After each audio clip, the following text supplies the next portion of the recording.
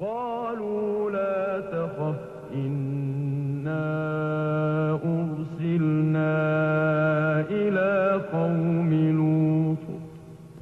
Le 25 mars, vers midi, le roi Faisal était assassiné par un de ses neveux.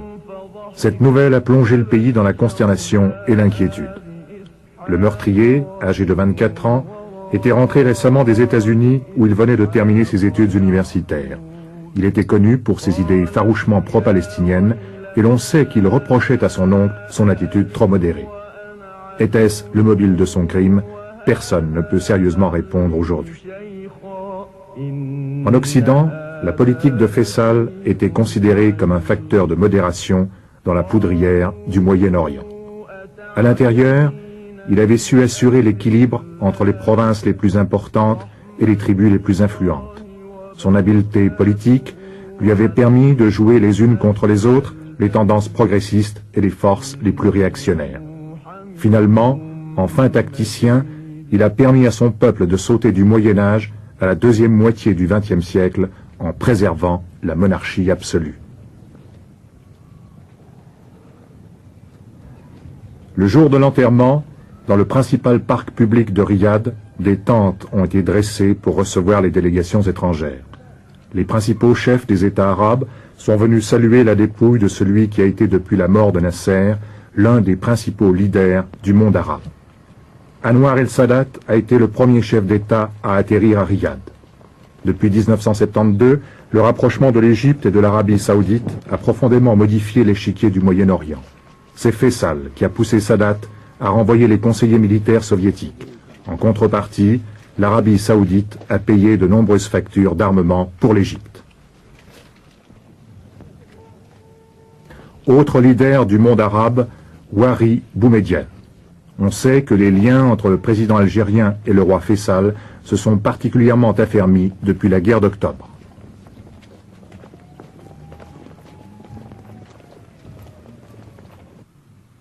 De Bourguiba à Juan Carlos, ces funérailles ont réuni des représentants de la plupart des États qui entretiennent des relations avec l'Arabie saoudite.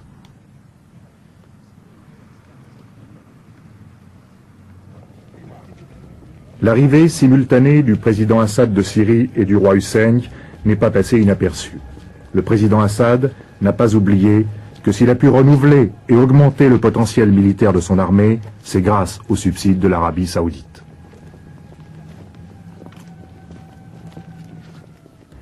Yasser Arafat, qui avait rencontré Faisal quelques heures avant sa mort, paraissait très affligé. Rappelons que l'OLP, l'Organisation de libération de la Palestine, était principalement financée par Faisal. L'Afrique noire musulmane était aussi présente aux funérailles en la personne du président soudanais Numeri et du très célèbre chef d'État ougandais Idi Amin Dada. Plusieurs délégations ne sont pas parvenues à temps pour les funérailles. C'est le cas de la délégation des États-Unis dirigée par Nelson Rockefeller.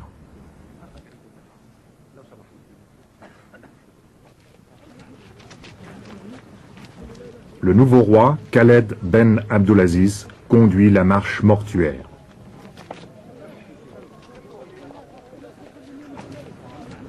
Les obsèques du roi Faisal se sont déroulées avec beaucoup de simplicité, dans un silence empreint d'un très grand respect pour celui qui était à la fois un chef spirituel et un chef d'État. Le corps du roi défunt était simplement enveloppé dans un de ces abayas de laine brune que le roi aimait à porter.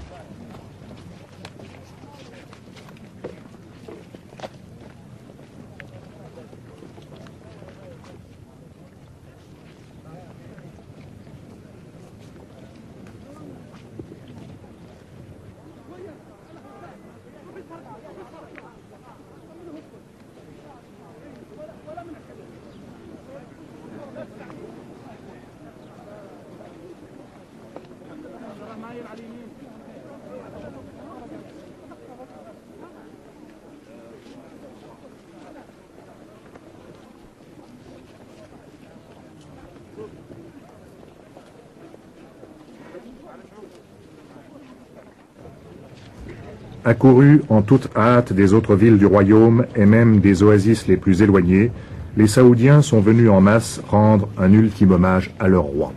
On a estimé à plus d'1 million le nombre de personnes qui ont suivi les obsèques. For all Saudis, I think King Faisal was more than a king. Le roi Faisal était plus qu'un simple monarque, il était le père de tous les Saoudiens. Pour moi, qui suis un membre de la nouvelle génération, il était même plus que monarque et père, il était pour nous un exemple stimulant de sagesse, de foi et de courage. Stimulation to us.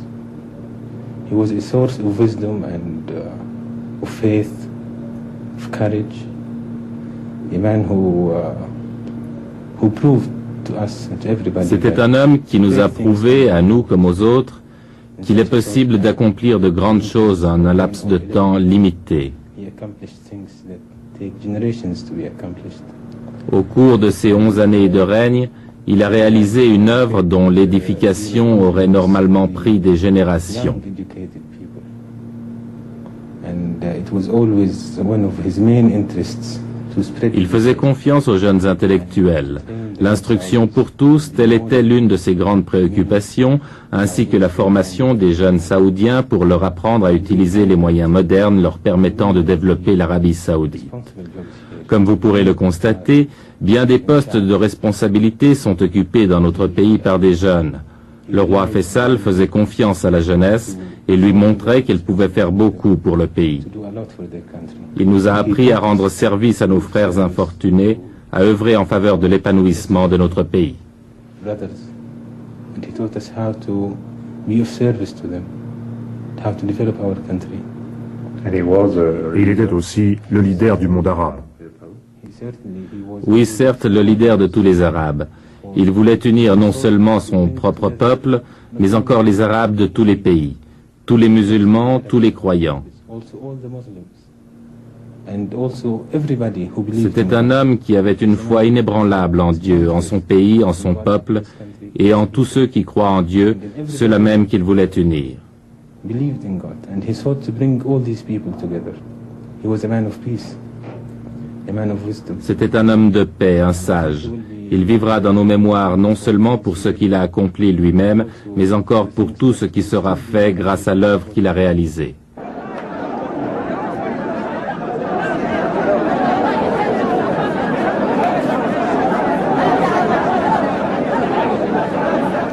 Lors de la cérémonie d'intronisation du nouveau roi, des milliers de Saoudiens ont l'espoir de voir et de toucher celui qui va désormais incarner le destin du pays.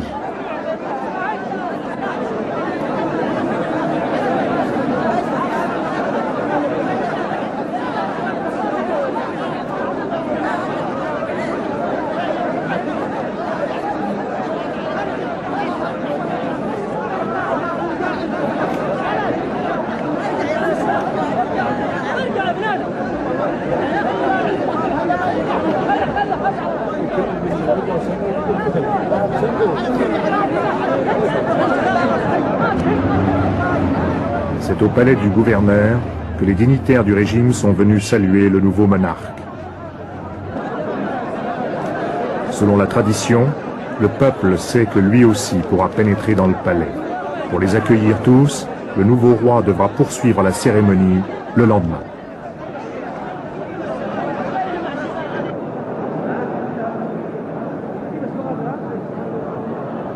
À l'intérieur du palais, outre la présence des représentants de la famille royale et des patriarches des plus importantes familles de commerçants du pays, on remarque les chefs de tribus de toutes les régions de l'Arabie.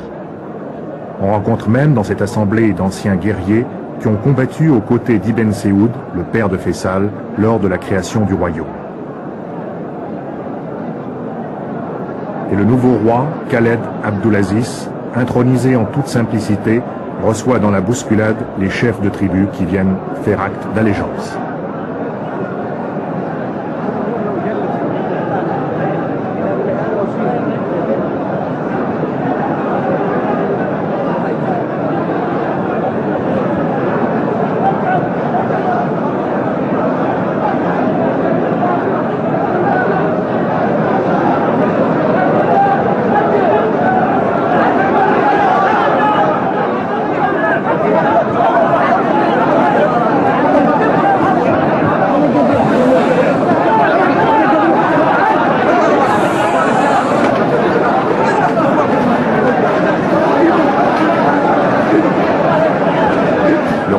secondé par son frère, la tête recouverte d'un kéfier à carreaux rouge et blanc. Il s'agit du prince héritier, Fahd Ben Abdulaziz, l'homme fort du nouveau régime. Tous les moyens d'information du pays ont réservé dans leurs notes biographiques autant de place au prince héritier qu'au nouveau roi. C'est pourquoi l'on a parlé d'un royaume désormais bicéphale.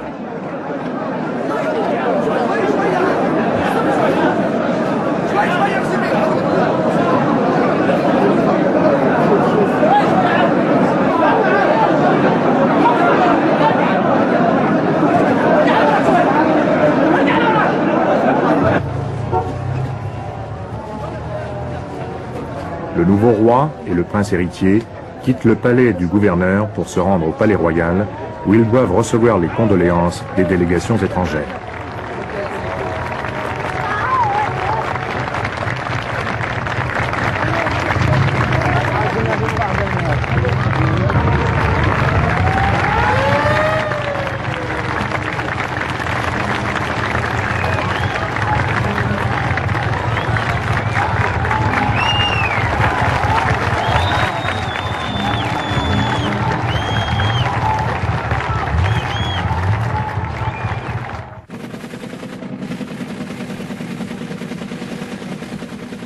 Troisième producteur de pétrole du monde, derrière les États-Unis et l'Union soviétique, l'Arabie saoudite est le premier exportateur d'or noir.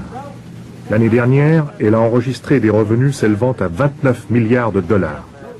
Et les 4/5 du pétrole saoudien passent par cette salle de distribution pour être stockés puis chargés sur tankers. L'Arabie saoudite détient encore un autre record, celui des plus grandes réserves de pétrole du monde, soit 1/4 des réserves de la planète. Cela représente une richesse fabuleuse pour ce royaume. لقد مات فيصل بن عبد العزيز رحمه الله،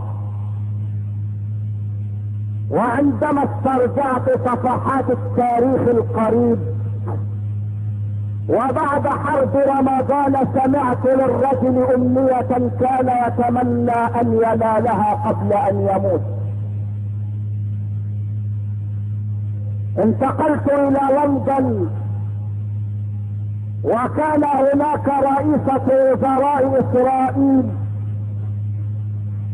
المرأة العجوز مائير، وانتقلت إلى مدينة الرياض وكان بها فيصل بن عبد العزيز عليه سحائب الرحمة، وأدلت مائير بتصريح وأدلى فيصل بتصريح.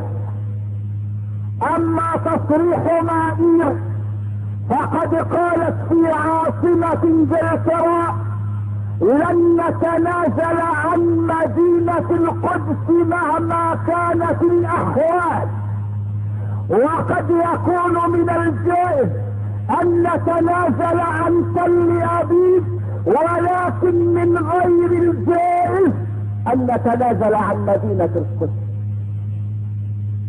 وهنا التقى فيصل بن عبد العزيز بسفير الولايات المتحدة الأمريكية في الرياض، وكان من فضل الله على ذلك الرجل أنه كلما التقى بسفير أجنبي يخاطبه بلغته لم يكن يحتاج إلى ترجمان بينه وبين من يحدثه.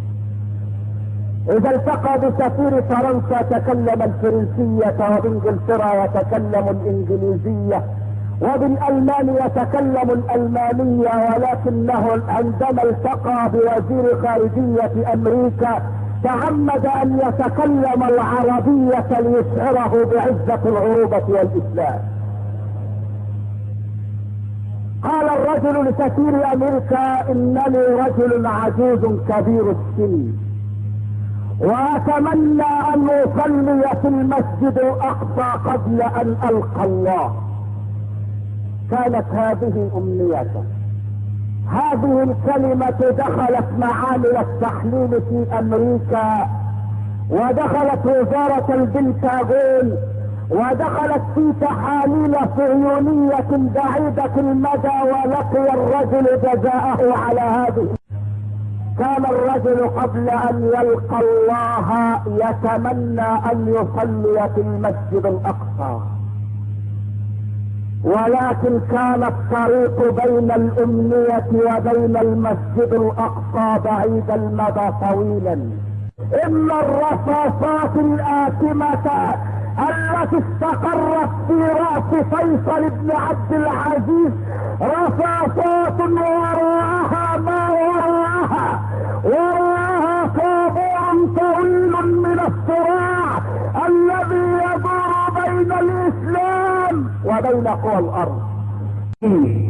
وبعد ذلك قالت جولدمائر في لندن: من الجائز ان نتنازل عن تل ابيب، ولكن ليس من الجائز ان نتنازل عن مدينة القدس.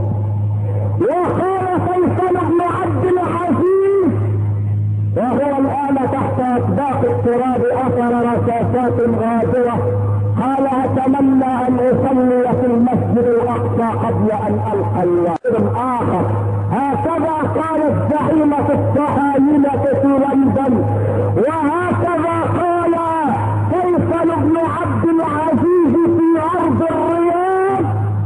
فقامت الدنيا وقعدت لان مدينة القدس عليها نزاع. وقام الغرب، ومن قبل كانوا يهددون باستعمال السلاح للاستيلاء على منابع البترول، لان فيصلا كان يستطيع بعزة الله ان يجعلهم ينامون يرتحفون في شدة البرد، وعندما خطا خطوته الجريئة بفصل الريال عن الدولار وقعت الواقعة